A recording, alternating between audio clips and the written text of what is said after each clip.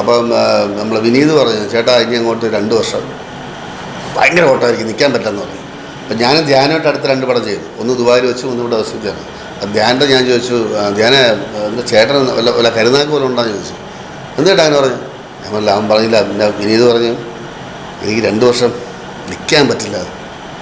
അവൻ കറക്റ്റാണ് പറഞ്ഞു, എൻ്റെ അടുത്തും പറഞ്ഞു. എനിക്കിപ്പോൾ അത് വേറെ ഒന്നുമല്ല, കടം കൊണ്ട് ലോണിന് വേണ്ടി ഓടി നടന്ന് പൈസ കടം വെച്ച് നിൽക്കാൻ പറ്റാത്ത അവസ്ഥയായിരുന്നു. അതാണ് പുള്ളി ഉദ്ദേശിച്ചത്. പുള്ളി എല്ലായിടത്തും ഇപ്പോൾ ഇതാ പറഞ്ഞു എന്ന് പറഞ്ഞല്ലേ. സമയത്താണ് പറഞ്ഞില്ലേ ആ ഒരു ക്യാരക്ടറിന്റെ ഭാരത്തിൽ പറഞ്ഞു.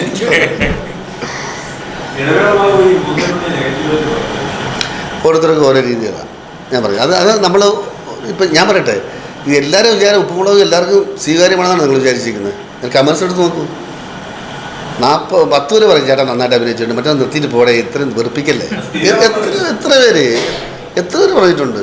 ഇപ്പം എല്ലാവർക്കും ഇഷ്ടപ്പെടണമെന്നില്ല. നമ്മളതിലിപ്പോൾ 10 പേര് ഇഷ്ടപ്പെടും, 90 പേർക്ക് ചിലപ്പോൾ 90 പേര് ഇഷ്ടപ്പെടും. 10 പേര് വെറുക്കാൻ മനസ്സിലാവും. അവരുമായിട്ട് നമ്മൾ വളർന്ന സാഹചര്യങ്ങൾക്ക് അനുസരിച്ചായിരിക്കും. ഇപ്പം ഞാൻ എൻ്റെ അച്ഛനെ കെട്ടിപ്പിടിച്ച് ഉമ്മ കൊടുക്കുമ്പം പല മക്കൾക്ക് ഇഷ്ടമായി. ഏവനൊക്കെ ആരും ഉമ്മ കൊടുക്കും, അച്ഛൻ ഉമ്മ കൊടുക്കൂടെ. ഇപ്പോൾ എൻ്റെ സാഹചര്യം നിങ്ങൾക്ക് ചിലപ്പോൾ സാഹചര്യം അതായിരിക്കും. നിങ്ങൾ അച്ഛന് വെറുക്കപ്പെട്ടവനായിട്ട് നിങ്ങൾ ചിത്രീകരിക്കണമെങ്കിൽ അച്ഛൻ ഒരിക്കലും ഉമ്മ കൊടുക്കില്ല, അടുത്തും പോകില്ല. ഇതിപ്പോൾ ഇത്രയും വലിയ മുടിയനെ തന്നെ ഞാൻ വിളിച്ച് ഉമ്മ കൊടുക്കുകയും കാര്യം അതുമായിട്ട് റിലേറ്റ് ചെയ്യുന്ന ആൾക്കാർക്ക് ഭയങ്കര ഇഷ്ടമാണ് അല്ലേ. ഇപ്പോൾ രാത്രി ഈ പറയുന്ന രാത്രിയല്ല, വെള്ളം അടിച്ച് വിറ്റായിട്ട് കിടന്നിട്ട് രാവിലെ അടിക്കുമ്പം ചെറിയൊരു പ്രശ്നമുണ്ട്. ഈ ഭാര്യ വന്ന് വിളിക്കുമ്പോൾ പെട്ടെന്ന് ഞാൻ കണ്ടത് എൻ്റെ അച്ഛനിൽ നിന്ന് കണ്ട് പഠിച്ചതാണ്. അത് എന്ത് ആര് ദേഷ്യപ്പെട്ടത്, കാരണം ഇത് മറക്കി വയ്ക്കാൻ വേണ്ടി. അപ്പോൾ അങ്ങനത്തെ ആൾക്കാരുണ്ട്. ഇതായിട്ട് ബന്ധമില്ലാത്ത കുറേ ബോഡിങ്ങിൽ ജനിച്ച് വളർന്ന ഈ അമീബ ഈ പറയുന്ന പോലെ ഇൻക്യുബേറ്ററിൽ വളർന്ന കുറേ ആൾക്കാരുണ്ട്. അവർക്കൊന്നും ഇതൊന്നും താല്പര്യമില്ല. അപ്പോൾ നമ്മൾ അവരെ കുറ്റമായിട്ട് കാര്യമില്ല. അവരുടെ രീതി അത് നമ്മുടെ രീതി ഇത്, അത്രേ ഉള്ളൂ.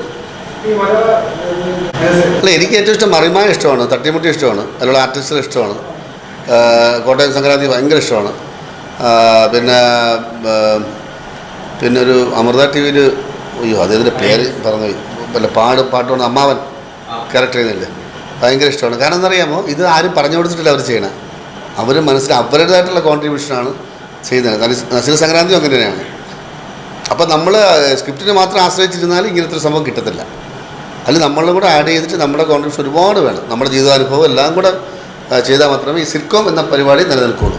അത് നമ്മൾ മറ്റേതിനെ മാത്രം ആശ്രയിച്ചിരുന്നു കഴിഞ്ഞാൽ നടക്കത്തില്ല.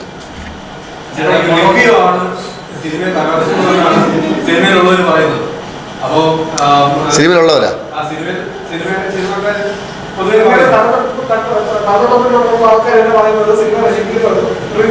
ഈ നല്ല സിനിമ നല്ല സിനിമയായിരുന്നു. അതിനെ നെഗറ്റീവ് പറഞ്ഞ് അവര് തന്നെയാണ് നെഗറ്റീവ് പറഞ്ഞത്, ഇടവേള ബാബു പോലുള്ളവരാണ്. അപ്പം റിവ്യൂ നെഗറ്റീവായിട്ട് വരുന്നു, പക്ഷെ പോസിറ്റീവ് സിനിമ അവർ നെഗറ്റീവായിട്ട് പറയുന്നു. അല്ല, ഇതിപ്പോൾ നെഗറ്റീവ് ഇതൊക്കെ ഇപ്പോൾ ഇറങ്ങിയല്ലേ. ആ രേതുനിർവേദം പണ്ട് ഞാൻ കണ്ടിട്ടുണ്ട്. ഞാൻ പ്രീ ഡിഗ്രിക്ക് പരീക്ഷ പോലെ എഴുതാതെ പോയി കണ്ട പടമാണ് രേതുനിർവേദം. അന്ന് കൃഷ്ണേന്ദ്രനും അങ്ങനെ ജയഭാരതിയൊക്കെ കണ്ടിട്ടുണ്ടോ പടം? നിങ്ങളത് വളരെ കൊച്ചായിരുന്നു. അല്ല, അന്ന് ഞാൻ പറയുന്നത് അത് ക്ലാസ് ഫിലിമാണത്.